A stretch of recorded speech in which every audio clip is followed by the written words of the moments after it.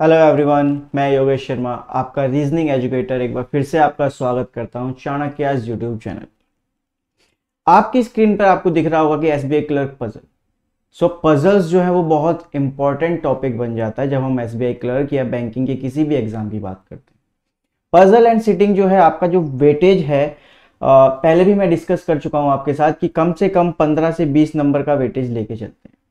तो जैसे कि हमने प्रीवियस मेमोरी बेस्ड क्वेश्चंस किए हुए हैं, मेमोरी बेस्ड एग्जाम पूरा किया हुआ है रीजनिंग का, तो आपने वहां पे भी नोटिस किया होगा कि 15 से 20 नंबर का जो है पजल और सिटिंग से हमारा आ रहा है। तो इसके अगर हम इससे जाएं तो हमें ये पता चलता है कि पजल और सिटिंग हमारे लिए बहुत इंपॉर्टेंट। तो आज का है, इसलिए हम टॉपिक लेके आए हैं पजल। तो अब आपके जो है डेट्स भी आ चुकी हैं कि आपका एग्जाम कब है, कैसे है, कब जाना है, कैसे जाना है, तो आप उस चीज को भी देख लें और अब अपना ध्यान फोकस पूरा लगा दें कि आप तैयारी में जुट जाएं अच्छी तरीके से, क्योंकि अब आपको पता है कि आपका एग्जाम किस टाइम होने वाला है। तो जिस टाइम आपका एग्जाम होने वाला है उसी टाइम पर आप प्रैक्टिस करो, मॉक देने की या टेस्ट देने की, जो भी आप करते हो तो उन चीजों की प्रैक्टिस करो उसी टाइम पे जिस टाइम पे आपका एग्जाम होने वाला है। तो आपको रिपोर्टिंग टाइम बताई गई होगी, रिपोर्टिंग टाइम से 1 घंटे बाद आपका एग्जाम शुरू हो जाता है। तो आप उस हिसाब से अपना जो एग्जाम है वो देना शुरू करो, जिससे आपको उस टाइम की आदत पड़ जाए। और आपके पास अभी 1 हफ्ता है, तो 1 हफ्ते में आपको वो आदत लग सकती है उस टाइम पे बैठने की, क्योंकि किसी को दिक्कत होगी सुबह उठने में जल्दी, और पहली ही शिफ्ट में अगर किसी का एग्जाम होगा तो उसको वहां पे जाके बड़ी नींदें आएंगी और दिक्कतें हो जाएंगी, है ना। तो चलिए आज का टॉपिक शुरू करते हैं, पजल। तो पजल को शुरू करते हैं और हमारा पहला क्वेश्चन आप देख पा रहे हैं स्क्रीन पर कि हमारे पास है यहां पर फ्लोर वाली पजल। तो हमारे पास है यहां पर फ्लोर पजल, तो इसे हम बोलते हैं फ्लोर पजल। ठीक है, तो कुछ लेवल को मैंने वैसा ही रखने की कोशिश की है जैसा एग्जाम में हो सकता है। तो पहला क्वेश्चन यहां पे आपको दिख रहा है कि 8 persons A to H are living on 8 storey building but not necessarily in the same order. मतलब सब रहते हैं, लेकिन ऐसे नहीं है कि जरूरी नहीं कि ABCDEFGH ऐसे करके रहते हैं। The lowermost floor is number 1। तो उसने बताया कि जो लोअर मोस्ट फ्लोर है उसका नंबर है 1, तो आपको वही बनाना है। तो सबसे ऊपर वाला कौन सा हो जाएगा इस हिसाब से? 8, फिर 7 6 5 4 3 2 1। तो इस तरीके से आपके जो फ्लोर्स होंगे वो अरेंज हो रखे, राइट। एक कंडीशन में हम काम नहीं करेंगे, हम हमेशा 2 कंडीशंस लेके चलेंगे, जैसा कि हम पहले भी डिस्कस कर चुके हैं। ठीक है, क्योंकि एक कंडीशन आपकी कभी भी बीच में गलत हो सकती है, राइट। चलिए पहली लाइन को पढ़ते हैं। पहली लाइन कह रही है F lives on the lowermost floor. तो लोअर मोस्ट फ्लोर ये माना जाएगा, तो इस पे एफ को हम बिठा दें। देखो क्वेश्चंस जो हैं आपको ऐसा लग सकता है कि बड़े इजी से रखें, लेकिन एसबीआई क्लर्क में कुछ ऐसे ही क्वेश्चंस आपको देखने को मिल सकते हैं। ठीक है, आपने प्रीवियस देखे भी होंगे मेमोरी बेस में भी और यहाँ पर भी, तो आपको ऐसे ही कुछ क्वेश्चंस देखने के लिए वहां मिल सकते हैं। F lives on the lower most floor हम बना चुके हैं। 3 persons live between F and B, तो 1 2 3 F and B के बीच में 3 persons हमने बिठा दिए। ठीक है, H lives adjacent to B, तो H जो है वो B के बिल्कुल पास में बैठता है, राइट। तो ऐसा भी हो सकता है कि 6th पे बैठा हो, ऐसा हो सकता है कि 4th पे बैठा हो। तो एडजेसेंट है, ऊपर वाली साइड में भी एडजेसेंट हो सकता है और नीचे वाली साइड पे भी। नेक्स्ट पढ़ते हैं, A lives between G and D। ए जो है वो जी और डी के बीच में बैठता है। बिटवीन कहा है, एग्जैक्ट बिटवीन नहीं कहा है, तो आगे की लाइन को भी देखते हैं। But there is no floor gap between them, तो इनके बीच में कोई फ्लोर गैप नहीं है, मतलब ये तीनों एक साथ ही बैठने वाले हैं। इस बात की श्योरिटी इन्होंने हमें दे दी है। GAD या DAG जैसे भी इनका सीक्वेंस बनेगा उस हिसाब से ये साथ में ही बैठने वाले। E लिव्स ऑन फ्लोर 3, तो E को अगर मैं यहां बिठा दूं तो दोनों साइड में मैंने बिठा दिया, राइट। आगे कह रहा है G does not live adjacent to B। G does not live adjacent to B, तो G और B जो है वो एक साथ नहीं बैठेंगे, वो ये कह रहा है। देखो क्वेश्चन बहुत इजी है, बस थोड़ी सी ट्रिकी हो जाते हैं। सो उन ट्रिकी क्वेश्चंस को हमें ध्यान से समझना है। अब वो कह रहा है कि G और B जो है वो साथ में नहीं बैठेंगे। अब आप एक बात सोच के देखो सबसे पहले तो कि GAD, इस पूरे में कहीं भी GAD एक साथ बैठ ही नहीं सकते। तो अगर ये बैठ ही नहीं सकते तो ये वाली बात तो गलत हो जाएगी, राइट। अब सिर्फ ये वाली 3 लाइनें ऐसी हैं जहां पे GAD को हम साथ साथ बिठा सकते हैं। उसमें भी कह दिया कि G और B साथ में नहीं आएंगे, तो इसका मतलब यहां पर G नहीं आएगा, तो यहां पे कौन आ जाएगा? D आ जाएगा, A आ जाएगा और यहां पर G जाएगा। राइट। अगर मैं जी को यहां रख दूं तो क्वेश्चन मेरा क्या हो जाएगा, गलत, क्योंकि जी और बी जो है वो साथ साथ बैठ नहीं सकते, राइट। चलिए, तो जी और बी क्या है, एक साथ नहीं बैठ सकते थे, इसलिए ये हम अपर नीचे इसको हमने कर दिया। ठीक है, अब क्या बचता है हमारे पास यहाँ पर, ए बी सी बचता है। तो यहाँ पर जो सेकंड फ्लोर है हमारा वो सी के लिए बच जाएगा, तो इसको हम कहेंगे हमारी फाइनल अरेंजमेंट। तो इस तरीके के क्वेश्चंस आपको इजी लगेंगे, लेकिन वहां पे जाके आप कभी भी ट्रिक हो सकते हो, इसलिए मैं इस क्वेश्चन को लेके आया था। ठीक है, देखो बहुत सिंपल क्वेश्चन था, ऐसे ही क्वेश्चंस आपको एसबीआई क्लर्क में मिलने वाले हैं। मैं बार बार यही बात कह रहा हूं, क्योंकि देखो आप मोस्ट ऑफ द टाइम आपने अभी देखे हैं कि 3 मेमोरी बेस्ड पेपर हमने किए थे, तो कुछ ऐसे ही पजल्स थे, थोड़े इजी, राइट। चलिए, तो इजी भी हो सकते हैं और थोड़े से ट्रिकी भी होंगे। चलिए इनके क्वेश्चंस को देखते हैं। Who among the following person lives on floor number 6? तो फ्लोर नंबर 6 पे हमें मिला डी, तो क्या ऑप्शन में है, yes, option number C, D is the correct answer. Second देखते हैं, on which of the following floor does A live? A कौन से फ्लोर पे रहता है? ए रहता है 7th फ्लोर पे, तो हमें दिख रहा है कि ए जो है वो 7th फ्लोर पे रहता है, तो option number A is the correct answer. How many person live between ji and H? तो जी और एच के बीच में कितने पर्सन रहते हैं, काउंट करेंगे, 1 2 3 एंड देन एच। तो इसका मतलब है कि जी और एच के बीच में 3 पर्सन रहते हैं, 3 पर्सन जी और एच के बीच में यहां पर रहते हैं। नेक्स्ट क्वेश्चन की तरफ चलते हैं। Who among the following person live on floor 2? तो देखो फ्लोर नंबर 2 पे कौन रहता है, सी। तो यहां पे हम देखते हैं क्या यहां पर है, C, yes, option number B, C is the correct answer. Question number 5, on which of the following floor does B live? तो बी कौन से वाले फ्लोर पे रहता है, जरा चेक करें। तो हमें यहाँ पे मिला बी जो है वो 5th फ्लोर पे रहता है, तो क्या ऑप्शन में है 5th floor, yes, option number D 5th floor. तो ये वाला क्या हो गया हमारा, ऑप्शन डी। ठीक है, आई होप कि आपको ये क्वेश्चन समझ में आया होगा, इजी था। नेक्स्ट क्वेश्चन इससे भी इजी है, उसको भी ट्राई करते हैं, और उसको हम आपसे मैं कहूंगा कि आप उसको पॉज करें और ट्राई करें कि उसको आप 1 मिनट में खत्म कर दें, क्योंकि वो क्वेश्चन कुछ ऐसा ही है। देखो इस क्वेश्चन को आप 1 मिनट में खत्म करने की कोशिश कीजिए, राइट। यहां पर पॉज करो और 1 मिनट में इसको खत्म करने की कोशिश करो, और फिर चेक करो कि क्या हमारा मेरे साथ सेम बना है या नहीं बना है आपका और मेरा। ठीक है, चलिए पॉज कीजिए और स्टार्ट कीजिए, मैं यहां पर जब तक इसको बना देता हूं। सो क्वेश्चन कह रहा है कि 6 बॉक्सेस हैं and one above the other in a single stack, मतलब एक सीधी line, but not necessarily in the same order. ठीक है, the lowermost box is number 1। तो देखो उसने बताया कि सबसे नीचे वाला बॉक्स जो है वो नंबर 1 है। ठीक है, सो अगर वो नंबर 1 है तो इसका मतलब टॉप मोस्ट 6 5 4 3 2 1। तो कुछ इस तरीके से बॉक्स जो है वो प्लेस्ड होंगे, बॉक्स नंबर्स। ठीक है, अगेन 2 कंडीशंस हम लेके चलेंगे यहां पर, और एक और गुजारिश मैं आपसे करना चाहूंगा कि आप व्हाइट प्लेन पेपर पे क्वेश्चंस को सॉल्व करने की कोशिश करना, क्योंकि वहां पर वही मिलने हैं आपको। सो कह रहा है कि y placed at box number 3। So y जो है वो तीसरे पे है, तो इसको हम डायरेक्टली यहां पर बना सकते हैं। u was placed adjacent to y। Adjacent to y मतलब एक बार इधर हो सकता है और एक बार इधर हो सकता है, right. 2 boxes were placed between u and z। तो देखो 1 2 z ऊपर नहीं आ सकता, 1 2 z यहां आ सकता है, 1 2 z यहां पे आ सकता है नीचे, क्योंकि जगह नहीं है। देखो एक ही पर्सन है, आ सकता है, मतलब कोई भी डब्बा, और फिर नहीं आ पाएगा। तो आगे कह रहा है W was placed at top. तो W को टॉप पे बिठाना है डायरेक्टली। ऐसे क्वेश्चन बहुत मिलने वाले हैं आपको, एक क्वेश्चन ऐसा जरूर मिलेगा जो डायरेक्टली पुट हो रही होंगी चीजें। Only 1 box was placed between W and V। सो इस वाली कंडीशन में देखो W और V यहां पे आएगा अगर, तो एक ही जगह पे 2 हो जाएंगे, जो कि पॉसिबल नहीं है। तो W और V के बीच में 1, तो V यहां पे आ जाएगा। अब हमारे पास क्या बचता है, U V W X बचता है, तो X जो है वो यहां पर आ जाएगा।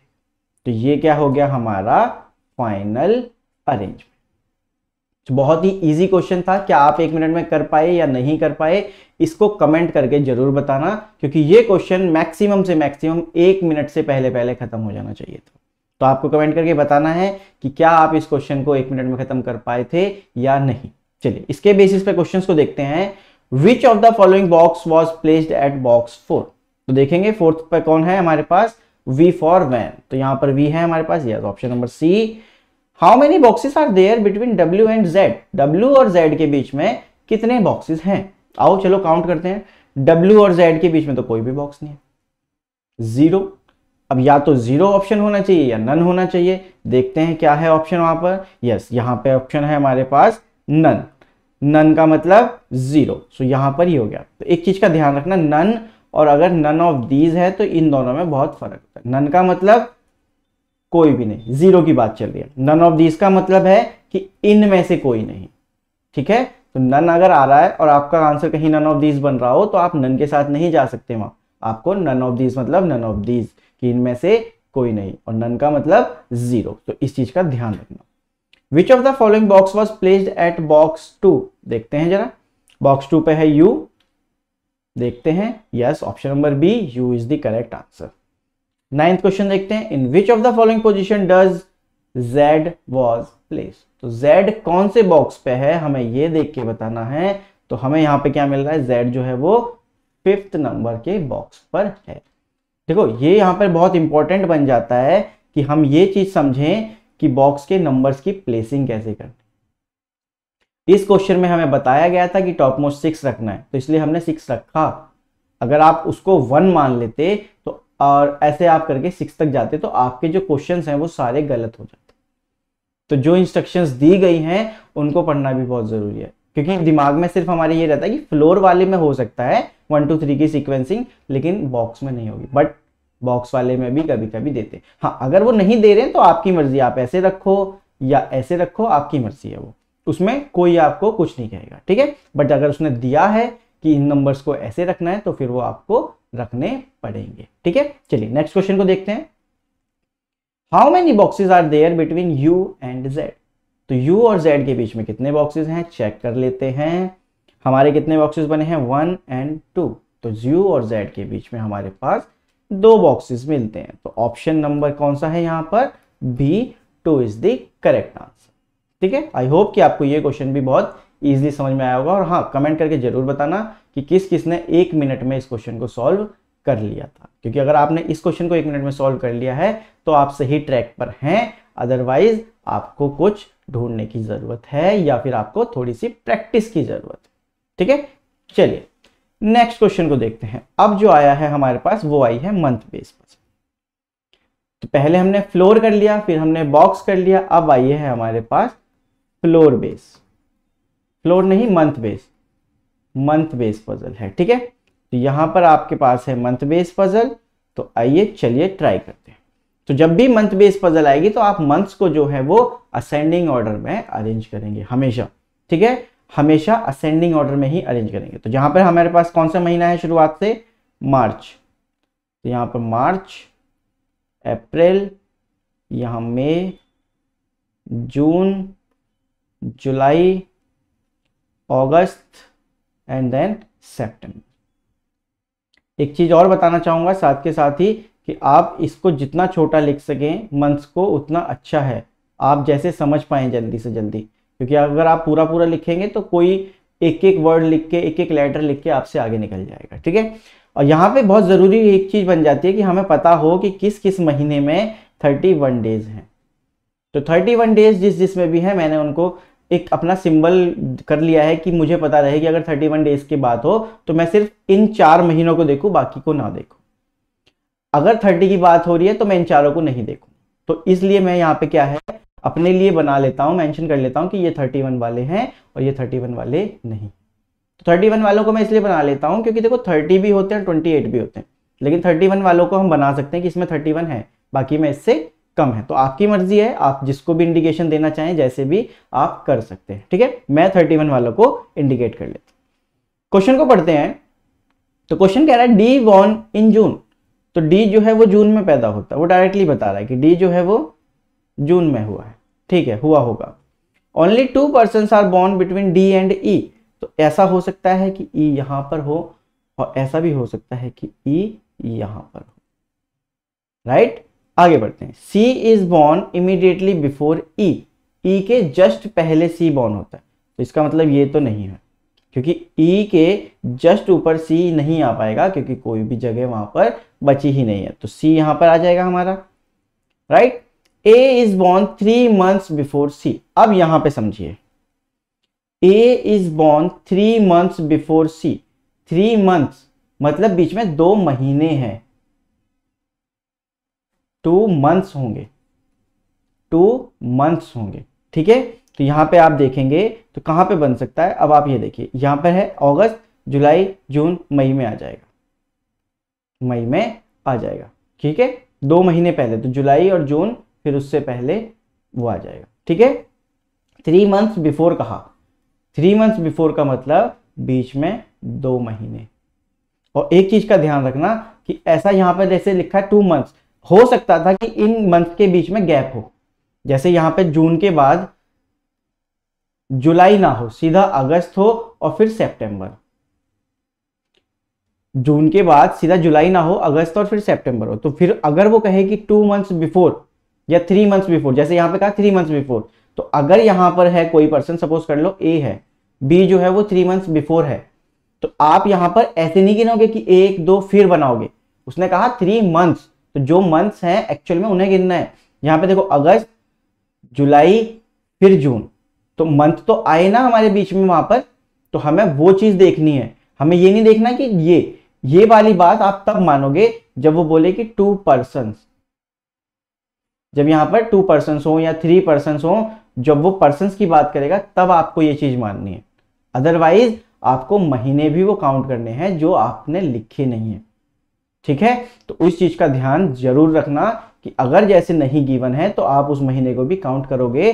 अगर ऐसा कुछ लिखा है 3 months before, 2 months before, 4 months before, 5 months before, after, तो आप इस चीज का तब ध्यान रखोगे ही रखोगे। ठीक है, चलिए आगे बढ़ते हैं।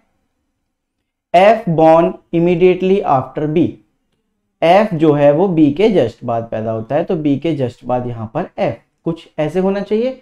तो अब देखते हैं कि क्या एक साथ बैठ सकते हैं बी एंड एफ, तो देखते हैं यहां पर तो नहीं बैठ पाएगा, ऊपर जगह है कि बी के जस्ट बाद एफ बैठ जाए, तो ये बिल्कुल बनेगा। तो A B C D E F and then जो लास्ट पर्सन बचता है वो है जी, तो ये बन गया हमारा फाइनल अरेंजमेंट।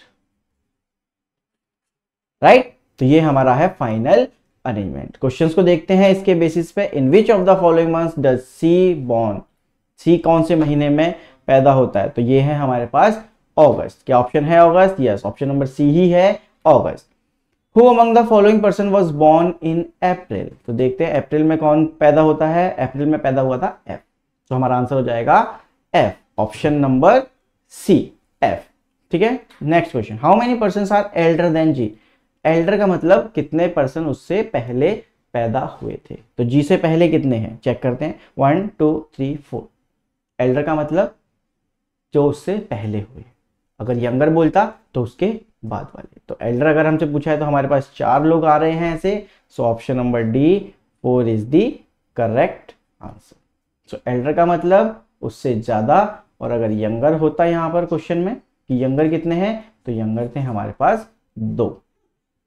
ठीक है, चलिए next question, if all the persons are arrange in alphabetical order from March, March से हम अल्फाबेटिकल ऑर्डर में लगा दें, then how many person remain unchanged in their position, तो चलिए करने की कोशिश करते हैं।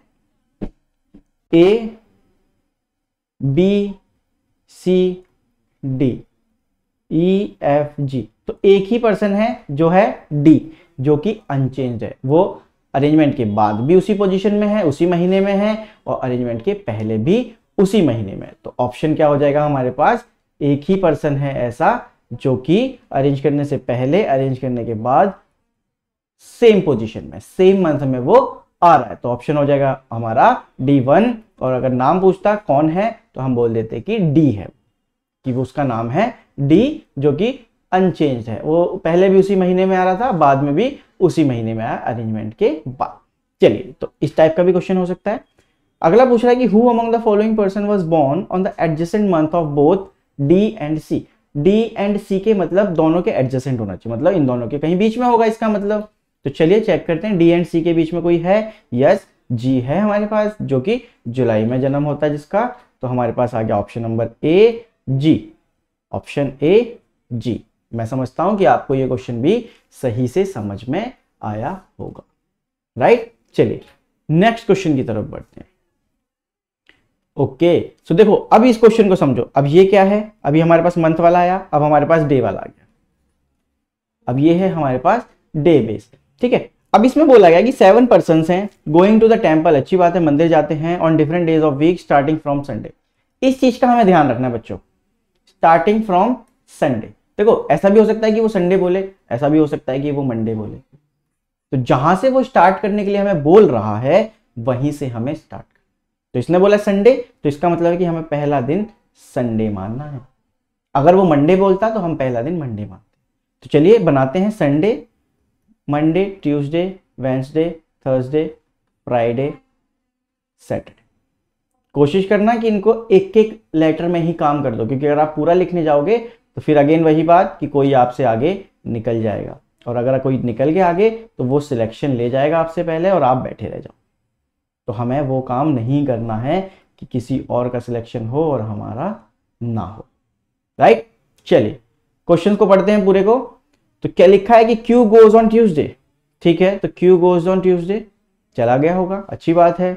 Are goes 2 days after Q, 2 days after मतलब 2 दिन बाद, 2 दिन बाद। तो इसका मतलब क्या है, यहां पे आर आएगा, आर गोज 2 days आफ्टर, 2 दिन बाद है ना, तो 1 दिन बाद, 2 दिन बाद, तो आर यहां आएगा। अब बच्चे क्या गलती करते हैं कि 2 दिन बाद बोला है तो उसमें वो क्या करते हैं, जैसे यहां पर क्यू है तो 1 2 यहां पर आर लिखते, बच्चे ये गलती करते हैं, तो ये आपको नहीं करनी है। 2 days आफ्टर मतलब बीच में एक ही दिन होगा, राइट। आगे बढ़ते हैं। L goes immediately before R, L goes immediately before R, तो एल के जस्ट पहले आर हो गया। Only 2 persons are going between L and M. अब बनाइए आप कि 1 2 एम इधर भी बन सकता है, 1 2 एम इधर भी बन सकता है, तो 2 कंडीशंस बन सकती हैं, दोनों कंडीशंस हमने बना ली। N goes immediately after P, N जो है वो इमीडिएटली आफ्टर पी जाता है, तो दोनों में कंडीशन सभी वेरीफाई हो सकती है, दोनों में बन सकती है, तो मैंने बना दी कि पी के जस्ट बाद क्या होगा, एन होगा। आगे लिखा है O does not go after P, तो ओ अगर पी के बाद नहीं जाता तो पी से पहले जाता होगा, तो यहां पर तो पी सबसे पहले है, अगर सबसे पहले पी है तो इसका मतलब है कि ओ जो है उससे पहले नहीं जा पाएगा, तो ये वाली कंडीशन गलत। तो इसका मतलब ओ यहां पे आएगा, ओ डज नॉट गो आफ्टर, तो ओ गोज बिफोर पी, पी से पहले जाता होगा, तो हमारे पास जो फाइनल अरेंजमेंट बनेगा वो ये वाला है हमारा फाइनल अरेंजमेंट, राइट। ठीक है, तो अब इसके बेसिस पे हम क्या करेंगे, आंसर्स को कमेंट करेंगे। तो पहला क्वेश्चन क्या है, in which of the following days does O go to the temple, O कौन सी डेट को टेम्पल जा रहा है या कौन से दिन को जा रहा है, हमें ये बताना है। तो पहला हमारा हो गया मंडे, तो देखो ओ जो है वो मंडे को है, ओ जो है वो मंडे को टेम्पल जा रहा है, तो इसका आंसर हो जाएगा मंडे। सो हमारे पास है option number C, Monday is the correct answer. Next question, who among the following person goes on Friday, तो फ्राइडे को कौन जाता है, फ्राइडे को चेक कर लेते हैं, फ्राइडे को पी जाता है, तो हमारा आंसर हो जाएगा P, option number A P. Clear. Next है, how many persons are going between O and N, तो ओ और एन के बीच में कितने पर्सन जा रहे हैं, काउंट करते हैं 1 2 3 4, तो ओ और एन के बीच में 4 पर्सन्स हैं जो जाते हैं, तो यहां पे हमारे पास ऑप्शन में कहीं पे भी 4 नहीं लिखा, कहीं पर भी ऑप्शन में 4 नहीं लिखा, बट मोर देन 3 लिखा है, तो हमारा जो आंसर हो जाएगा वो मोर देन 3 हो जाएगा। क्यों, क्योंकि देखो 4 5 6 7 8 9 10 11 जितने भी आएंगे वो मोर देन 3 में ही काउंट होने वाले हैं। अगर 3 आएगा तो 3 में लिखेंगे, लेकिन अगर 3 से ज्यादा हो गया है तो फिर हम उसको मोर देन 3 वाले ऑप्शन के साथ लिंक कर देंगे। Next question, which of the following statement is are true with respect to M, तो एम के रिस्पेक्ट में इनमें से कौन सी बातें सही हैं, हमें ये बताना है। तो देखते हैं, M goes on Sunday, yes M goes on Sunday, पहली बात बिल्कुल सही है। M goes 2 person before Q, yes ये बात भी बिल्कुल सही है, पहली और दूसरी बात दोनों सही हैं। Only 3 persons are going between M and N, नहीं ये वाली बात गलत है, क्योंकि एम सबसे शुरू में जाता है और एन सबसे लास्ट में जाता है, तो ऑप्शन क्या हो गया यहाँ पर कि पहली वाली बात भी सही है और दूसरी वाली बात भी सही है। अब देखते हैं कि ऑप्शंस में 1 एंड 2 कहां पे लिखा है, तो वो वाला मेरा बिल्कुल सही हो जाएगा। सो यहां पर नहीं है, यहां पर भी नहीं है, yes option number C, only 1 and 2, तो हम आंसर इस तरीके से भी करेंगे। ठीक है, क्वेश्चन कैसे कैसे आ सकते हैं आपको यहां पर समझ में आ रहा हो। Next question is, who among the following person goes immediately after N, n के बिल्कुल ही बाद में कौन जाता है, तो n के बाद में यहाँ पर कोई नहीं है, तो हमारे पास ऑप्शन में भी कोई पर्सन नहीं आना चाहिए। n जो है वो बिल्कुल लास्ट में जा रहा है, n जो है वो लास्ट पर्सन है। अब उसने पूछा इमीडिएटली आफ्टर, तो मतलब यहाँ पे कौन है, लेकिन अब n ही खुद लास्ट में है तो उसके बाद तो कोई जा ही नहीं सकता, n खुद लास्ट में गया है। तो हमारा जो आंसर हो जाएगा वो हो जाएगा नो सच पर्सन, कि ऐसा कोई पर्सन नहीं है जो n के बाद जा रहा। या फिर हो सकता है नन, या तो हो सकता है नन कि कोई भी नहीं जा रहा, राइट। तो हमारे पास हो सकता है नन या फिर नो सच पर्सन, या नो वन आपको मिल सकता है, नो वन, नो वन लिखा हुआ भी आपको वहां पर मिल सकता है। ठीक है, तो ये इजीएस्ट पजल्स हैं जो कि आपके एसबीआई क्लर्क में आपको एक आधी मिल सकती है, जो एक आध आपको मिल सकती है कि आपको डायरेक्टली मिल जाए। तो आपको ढूंढनी भी है ये पजल्स कि आप कैसे कर सकते हैं, राइट। चलिए नेक्स्ट क्वेश्चन देखते हैं। ये क्वेश्चन आपके लिए होमवर्क है, तो ये थोड़ा सा ट्रिकी क्वेश्चन है आप कह लो। तो इस क्वेश्चन को आप घर पर एक बार ट्राई करेंगे और आप कमेंट करके आंसर्स बताएंगे, जो कि आप कभी करते नहीं हो कमेंट, बट स्टिल मैं बिलीव करता हूं कि इस बार आप कमेंट करके आंसर बताएंगे। तो इसको आप ड्रॉ करेंगे और इसका सीक्वेंस मुझे बताएंगे आप। क्वेश्चंस मैं आपको नहीं दिखा रहा हूं, बस आप इसका सीक्वेंस बताएंगे कि किस सीक्वेंस में ये 6 के 6 पर्सन्स बैठे हैं, टॉप टू बॉटम। तो आपको बताना है यहां पर आंसर में कि टॉप टू बॉटम ये कैसे बैठेंगे, टॉप टू बॉटम। इन पर्सन्स के आप नाम मुझे लिख के कमेंट करेंगे और जिसका भी आंसर सही होगा मैं आपको बता दूंगा कि किस किस का आंसर सही है या गलत है। सो बच्चों आपकी डेट आ चुकी है, एग्जाम कब है, टाइमिंग आपको पता है। सो आई होप कि आप लोग अच्छे से प्रिपेयर कर रहे होंगे और कंसिस्टेंट बिल्कुल रहो, क्योंकि अभी ये एग्ज़ाम हो सकता है कि आपके लिए इतना अच्छा ना रहे, बट आगे जो एग्ज़ाम्स आ रहे हैं उनके लिए भी आपकी प्रिपरेशन कंटिन्यू रहनी चाहिए। और मैं अपनी तरफ से पूरी कोशिश करूँगा कि रीजनिंग आपको अच्छे से पढ़ाई जाए। ठीक है, चलिए तो फिर ध्यान रखिए और कंसिस्टेंट रहिए। Thank you class.